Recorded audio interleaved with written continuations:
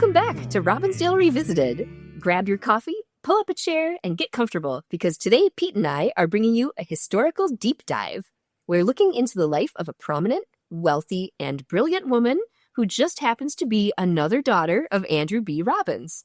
I'm Crystal Boyd, a member of the prestigious Robbinsdale Historical Society. And I'm Pete Ritchie, the president of the Robbinsdale Historical Society. Today, we are sorting through the life of Adelaide Robbins Gillette, her family, her high society marriage, her in-laws, her academic career, her poetry, and a bit about her son. I think this episode will give us a glance through what the Gilded Age looked like on this side of the Mississippi. To understand Adelaide, you have to understand the family empire she was born into. If you've spent about 5 minutes in Hennepin County, you know the name Robbinsdale. And that isn't a coincidence. Adelaide was born on April 1st, 1881, in Wilmer, Kandiyohi County, Minnesota. Her parents were Andrew Bonnie Robbins and Adelaide Walker Robbins. Let's break down her father first. Andrew B. Robbins was a Civil War veteran who served in the 8th Minnesota Volunteer Infantry. After the war, he drove headfirst into business and politics. By the time he was 30, he was a Minnesota state senator. He served as the logging survey general for Minnesota, ran massive lumber and elevator operations, and in 1890, he purchased land northwest of Minneapolis, platted the village, planted hundreds of trees, built houses, and named the town after himself, Robbinsdale. And don't sleep on her mother, also named Adelaide Walker Robbins, because she was an absolute force of nature. Her father died out west during the California Gold Rush, so when the Civil War broke out, at just 14 years old, she and her sister volunteered as nurses at a time when the Union needed them most. After the war, she came to Minneapolis, became principal of Marcy School, married Andrew Robbins in 1869, moved to Wilmer to build the town's very first 2-story frame house, raised 5 daughters, Edith, Adelaide, Amy, Ruth, and Esther. Oh, and her brother, Thomas B. Walker, the legendary lumber baron who founded the Walker Arts Center. He helped create the Minneapolis Public Library, and at one time he was the 18th richest man in the world. So when Adelaide Robbins came into the world in 1881, she wasn't just born into money, she was born into the absolute top tier of Minnesota's social, economic, and political aristocracy. Let's talk about how the elite actually lived back then, because the local newspapers read like an Edith Wharton novel.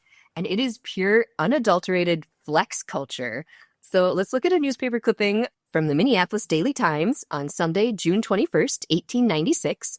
The headline reads, "The tourists enjoy their first outing of the summer, Ein Land Party, Friday at the country home of Mrs. A.B. Robbins at Robbinsdale." Right, so I'm going to try and say this again, but I know it's German, but it's Ein Land Party, which I think means picnic. It was an ultra-exclusive German-themed outdoor picnic for the Tourist Club of Minneapolis. The hostesses were Mrs. Robbins, Mrs. J.B. Phelps, Mrs. G.W. Tanner, and Mrs. E.E. Bailey. And we have some details from the newspaper, so listen to this. It says, lunch was served at 1 o'clock at long tables in the dining room and on porch. The menu was written on pretty souvenir cards in German, and the cookery was in the same style. The piece de resistance was Broadtorten, a sweetmeat of difficult manufacture. The cards were illustrated with sketches of tourists, Kaiser Wilhelm, and Bismarck. During the afternoon, music was furnished by Miss Carrie Severance and Miss Adelaide Robbins. I can honestly say I've never had a sweetmeat of difficult manufacture. Our hired kitchen staff slaved over this delicate European pastry for 18 hours so we could eat it on the porch while looking at sketches of Otto von Bismarck is the rough translation of that, I think. It sounds like a party. While regular working-class mothers in Minneapolis were scrubbing laundry by hand on washboards, the Robbins family was hosting afternoon garden parties with hand-drawn souvenir cards of Prussian royalty, while 15-year-old Adelaide entertained the guests on the piano and violin. Yeah, it shows you the sheer level of polish and cultural expectation placed on Adelaide from a young age. She wasn't just learning music as a hobby, she was being groomed as a leading lady of Twin Cities society. And Adelaide received her preparatory education at East Minneapolis High School. And because she was a Robbins, the local newspapers covered her high school social calendar like it was breaking national news. Yeah, and we have so many exact dates and names and locations from the 1890s that show her romance with her future husband, Ralph Perkins Gillette, starting right in high school. Let's go back to Friday, May 28th, 1897. The Minneapolis Daily Times reported on an outdoor party thrown by Miss Roberta Pratt for the sophomore and freshman classes of East Side High School. The article says, the weather gods favored Miss Roberta Pratt last evening when she gave her alfresco reception. The beautiful lawn was lighted with Japanese lanterns and presented a pretty sight amidst the brilliant foliage. The very amusing farce, The Spirit of the 20th Century or The Coming Woman, was unusually well given by the following cast: Anna Crete, Jenny McCool, Adelaide Robbins, Roy Ellick, Ralph Gillette, Charles Cooper, and Robert Bernard. So yeah, let's picture the scene. It's May 1897. The lawn is lit up by glowing paper Japanese lanterns. They built an outdoor stage right on the grass, screened it in with patriotic flags and bunting, and brought in the Apollo Mandolin Club to play dance music for 250 high school guests. That's bigger than any cake party I ever went to down in the woods. And it sounds so fancy. And on the stage that night were 16-year-old Adelaide Robbins and 15-year-old Ralph Gillette acting together in a play called The Coming Woman. So you can practically feel the high school sparks flying under those Japanese lanterns.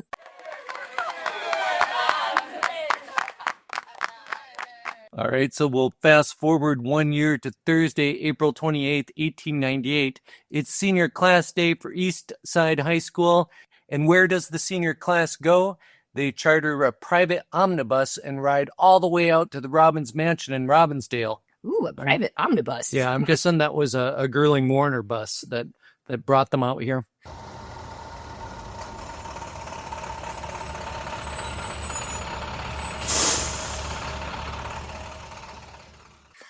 Let's take a look at the senior class lineup from that day.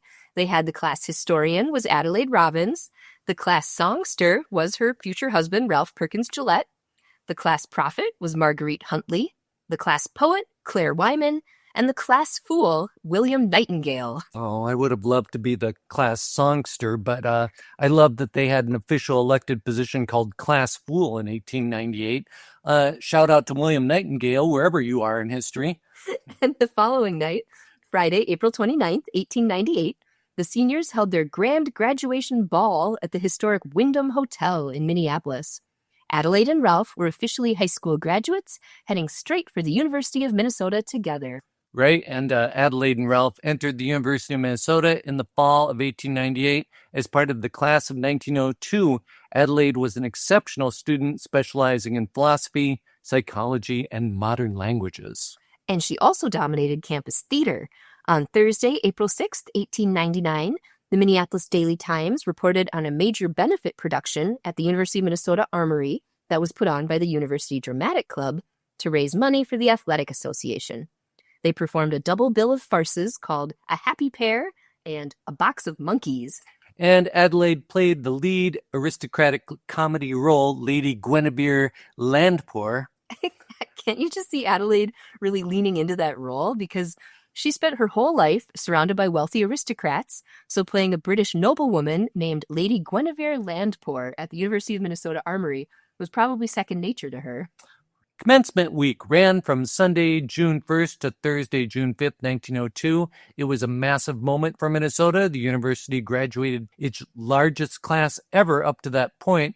The entire week was dedicated as a grand memorial to Governor John S. Pillsbury, the founder of the university, who had recently passed away. Both Adelaide Robbins and Ralph Perkins Gillette received their Bachelor of Arts degrees side by side in that historic 1902 class. Ralph was a star member of the Chi Psi fraternity and prominent in the university athletics. They were young, brilliant, rich, deeply in love, and ready to plan the wedding of a decade. And if you want absolute proof of how Minnesota elite flexed their wealth, Adelaide and Ralph's wedding on June 25th, 1903 at 8 p.m. is a gold standard.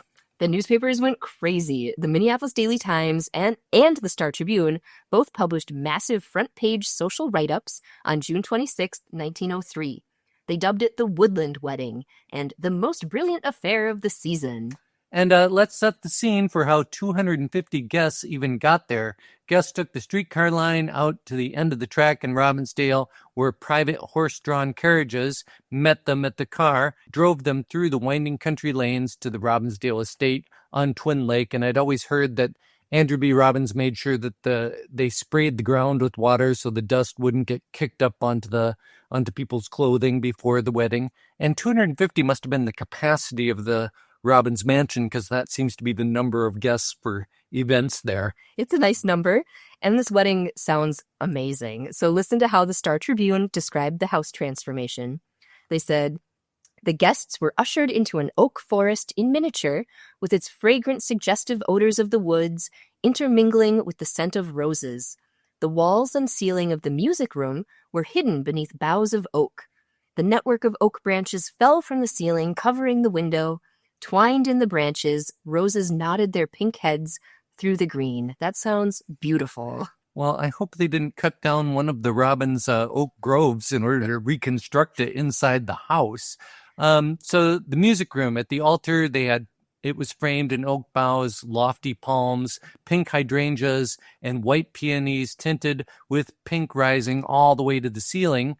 The doorways and halls arched with oak boughs and ribbons with giant hanging baskets of maidenhair ferns and white peonies suspended from the ceiling. Mantels and bookcases, they were heavily banked with sword ferns, feathery asparagus ferns, pink roses.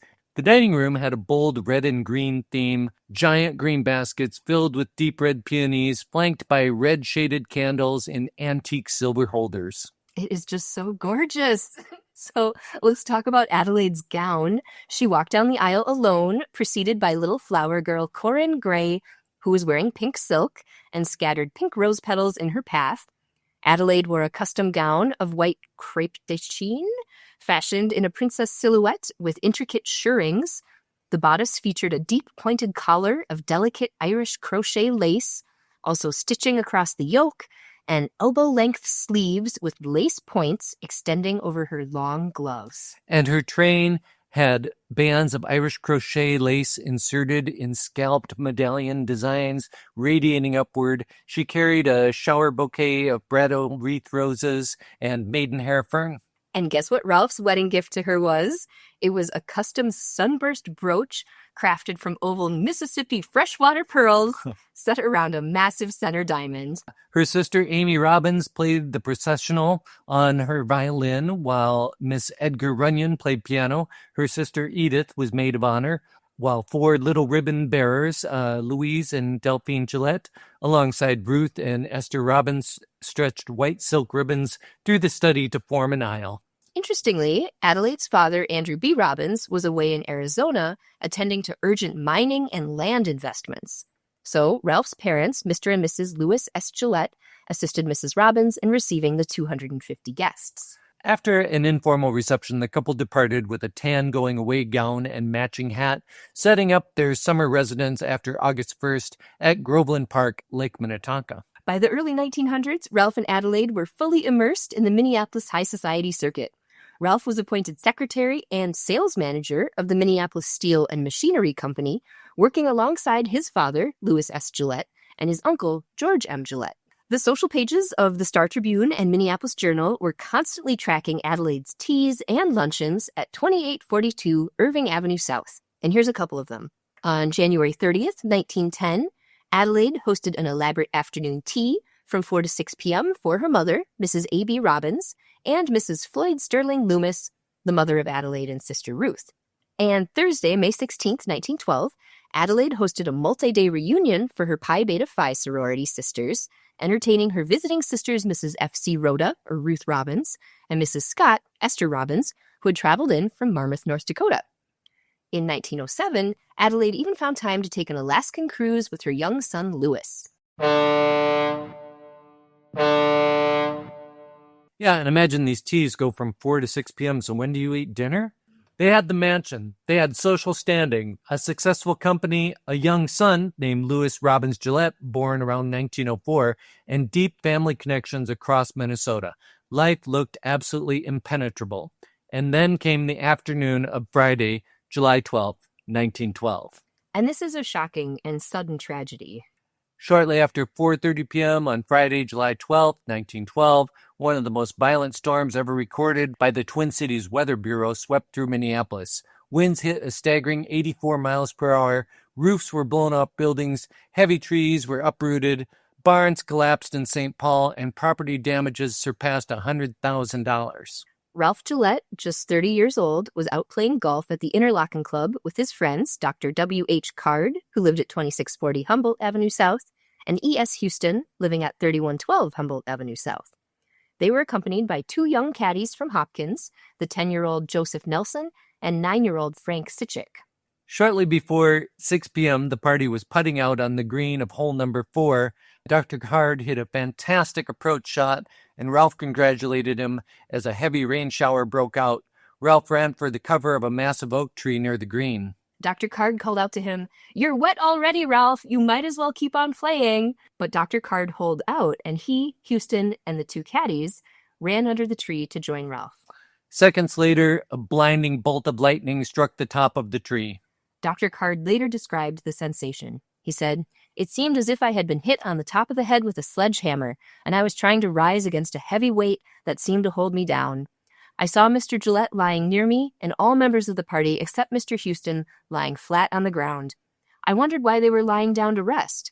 Soon I gained control of my faculties. I tried all artificial methods of respiration I knew on Mr. Gillette, but life was extinct." The lightning bolt hit Ralph directly on the top of the head, traveled down his body, burned his shoes and his face, and leapt across to 10-year-old caddy Joe Nelson and knocked Dr. Card and Houston unconscious. Ralph died instantly. 9-year-old Frank Sichik was thrown to the ground, but unharmed. He ran crying into the Interlochen clubhouse, asking if he could go home. Men ran out to retrieve Ralph's body and carry 10-year-old Joe Nelson inside, where two doctors worked on the unconscious boy through the night. But here is the most heartbreaking twist of fate. At 7 p.m., Adelaide Gillette and Mrs. Card drove up to the Interlochen clubhouse. They had planned days in advance to meet their husbands at the club for dinner after their round of golf. They walked into the building completely unaware that anything had happened, expecting a relaxed evening dinner, only to be met at the door with the news that Ralph was dead and doctors were battling to save a caddie's life in the next room. Ralph's body was taken to his parents' residence at 40 Groveland Terrace. His funeral took place there on Monday, July 15, 1912, with a burial at Lakewood Cemetery. The family immediately had to recall all printed wedding invitations for the lavish marriage of Ralph's sister, Marion Gillette, to George H. Anson of Montreal, which was set to take place the very next week. The entire high society community was left reeling. Adelaide was a widow at just 31 years old with an 8-year-old son, Louis Robbins Gillette, but instead of retreating from the world, Adelaide showed incredible grit and independence. To heal from the grief, she packed up her family and headed to Europe. On November 28, 1913, the Minneapolis Journal reported that a family party sailed from Boston aboard the steamer Canopic, heading through the Mediterranean. The traveling group included Adelaide, little Louis, her mother, Mrs. A.B. Robbins, and her sisters, Mrs. John R. Ware and Mrs. F.C. Rhoda. Right, and that's Amy and Ruth, just in disguise with their husbands' names there. They spent the winter in Vienna, Austria, and toured the Mediterranean coast. Adelaide and little Louis returned to New York aboard a liner on March 18, 1914, staying at the Holland House before arriving home in Minneapolis on Saturday, March 21, 1914.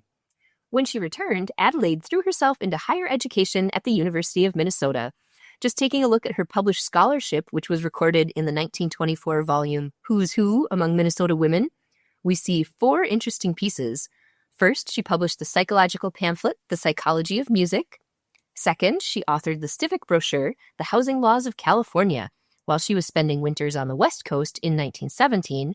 And while there, she also raised scholarship funds for the College Women's Club. The third thing is that she completed her master's thesis in economics, titled Railroad Securities as an Investment. And fourth, she became fluent in German, French, and Italian.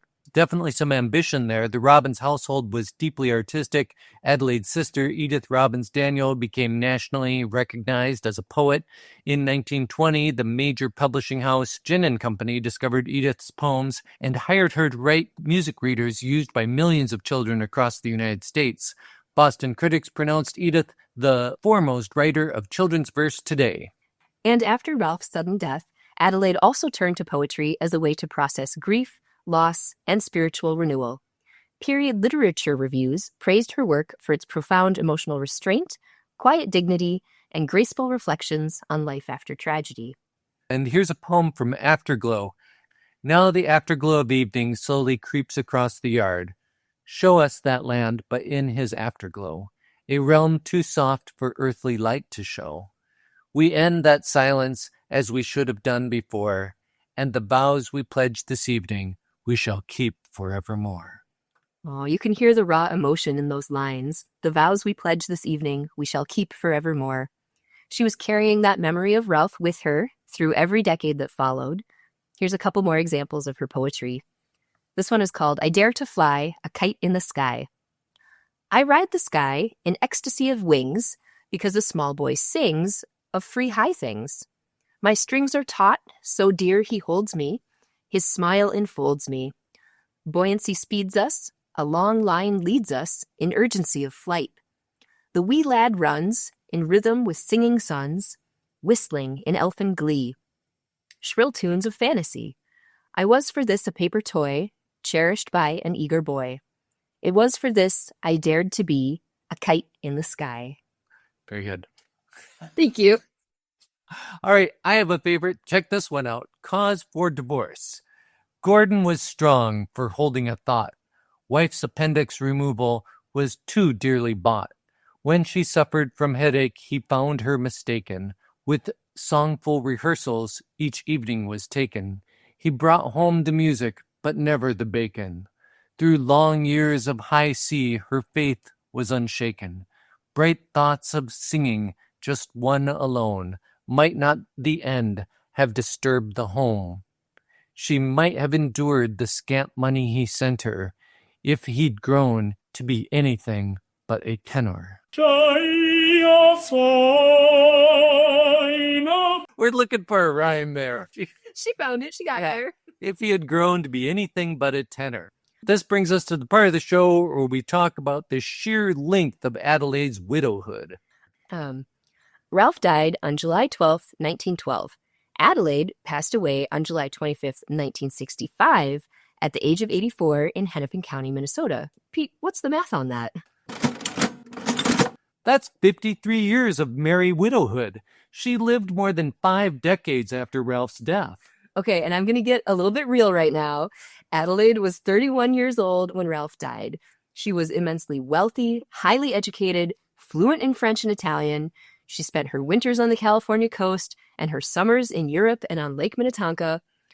Are we really supposed to believe that in 53 years, not a single handsome European aristocrat or a wealthy California suitor tried to woo Adelaide Robbins Gillette? You know, there had to be at least a few eligibles that may have been interested. Picture Adelaide sipping espresso on the French Riviera in 1914 or attending galas in Pasadena in 1917. You might think the men would be crawling out of the woodwork. Yeah, she was quite a catch, but here's the Gilded Age reality. High society women of her standing had strict expectations. Remarrying meant potentially losing control of her independent estate, complicating her son's inheritance, or diluting the Robbinsdale Gillette family name. So if Adelaide had romantic companions or intimate relationships, even those 5 decades, she kept them completely secret from the public eye. She signed every academic paper, civic brochure, and sorority registry as Mrs. Ralph P. Gillette until the day she died in 1965. Now let's turn to Adelaide's son in historical records, news clippings, and legal documents. He grew up spending his summers at the Robbins family estate in Robbinsdale with his grandmother, Mrs. A.B. Robbins, or Adelaide Robbins. It's interesting that she named her daughter after herself. Then they were living at 2842 Irving Avenue South in Minneapolis when he wasn't out here in Robbinsdale.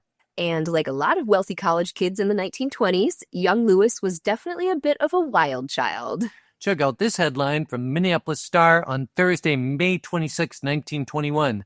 Reckless driving costs youth $25. L.R. Gillette, 2842 Irving Avenue South, student at the University of Minnesota, was fined $25 in traffic court this morning on a charge of reckless driving. Young Gillette, who is the son of Mrs. Ralph Gillette, was arrested for driving an automobile backward on University Avenue Southeast.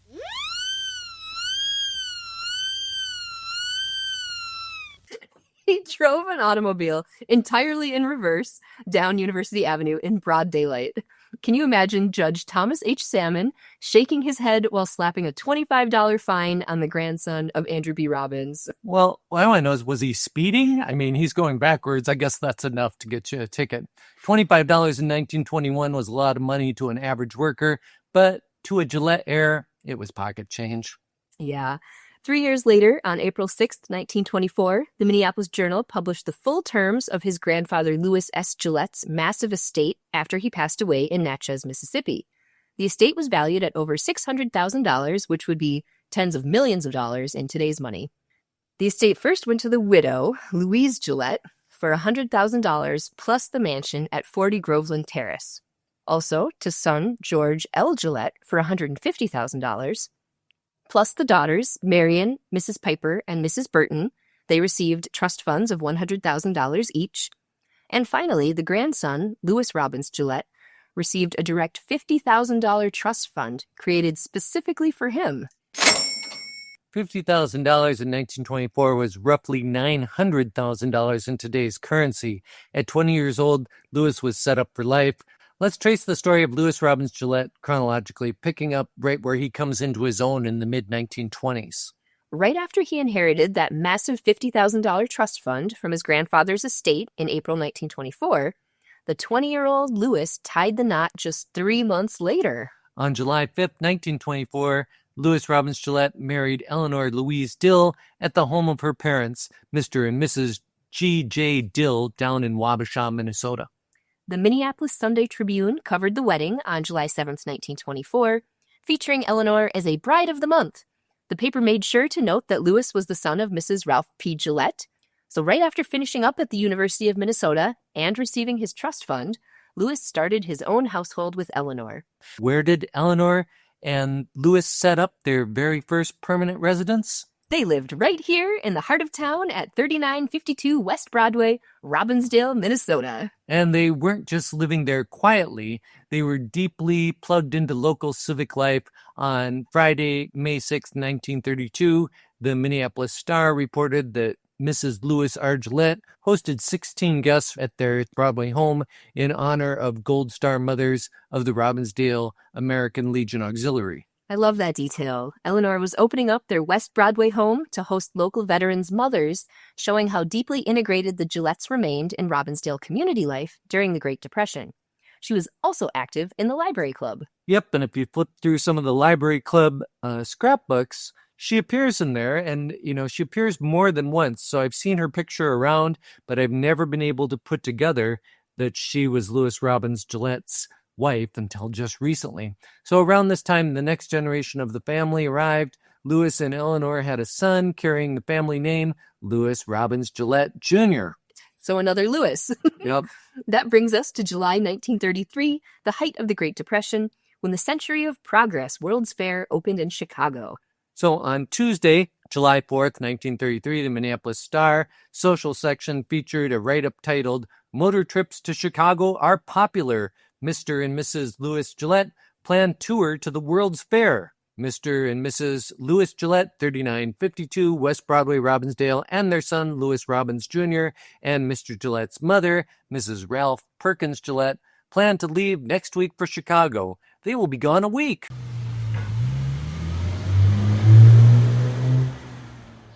Picture that multi-generational road trip. Packing up the automobile and driving across Wisconsin to Chicago for a week at the World's Fair. That gives us such a complete human picture of 3 generations of the Robbins Gillette family living, hosting, and traveling together right out of Robbinsdale. Adelaide Robbins Gillette lived out the rest of her long, remarkable life in Minnesota. She witnessed Robbinsdale transform from her father's quiet country village into a bustling modern suburb. She passed away on July 25th, 1965, at the age of 84. She was laid to rest at Lakewood Cemetery in Minneapolis. From playing violin at German picnics on Twin Lake in 1896, to acting in high school plays under Japanese lanterns, to enduring the sudden horror of the 1912 lightning strike, to publishing academic works and poetry, Adelaide Robbins Gillette was a true icon of the age. Strangely enough, the last home she owned at 46 Mare Lane in Edina had a backyard that bordered on the Interlaken golf course. The golf course where Ralph was struck by lightning? Yep, I guess she liked the view. Thanks for listening. I'm Crystal Boyd. Robbinsdale Revisited is brought to you by the Robbinsdale Historical Society. Our little history museum is located at 4915 42nd Avenue North in the heart of Robbinsdale. We're open Fridays and Saturdays from 10 to 3. You can also visit us online at robbinsdale.org.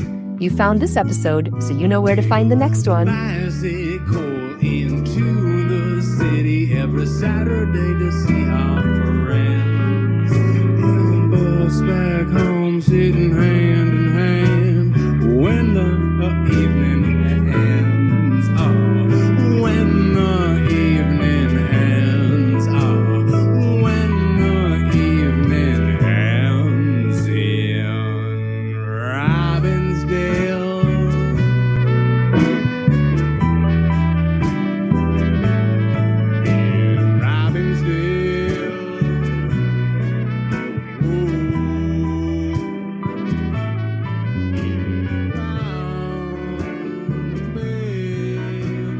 Our theme music is provided by Gabe Barnett and Them Rounders.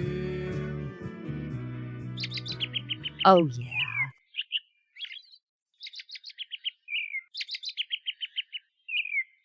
And to round us out, we have a little tidbit from Captain Billy's Whiz Bang of August 1922. It starts not so at Robbinsdale. A salesman sold a bill of goods to one of our local merchants. They were returned as not satisfactory. The wholesale house undertook to collect anyway and drew a sight draft on the bank at the customer's town. The bank returned the draft unpaid. Then the house wrote to the village postmaster and asked if the merchant was good for the amount of the bill. The letter was returned okayed at the bottom. Next, the postmaster was asked to put the bill in the hands of a local lawyer for collection. The answer received by the wholesalers ran as follows. The undersigned is the merchant on whom you tried to palm off your worthless junk. The undersigned is also the president of the bank that returned your draft. The undersigned is the postmaster to whom you wrote, and also the lawyer whom you tried to get to collect your bill. And if the undersigned were not also the pastor of the local church, the undersigned would tell you to go plumb to hell.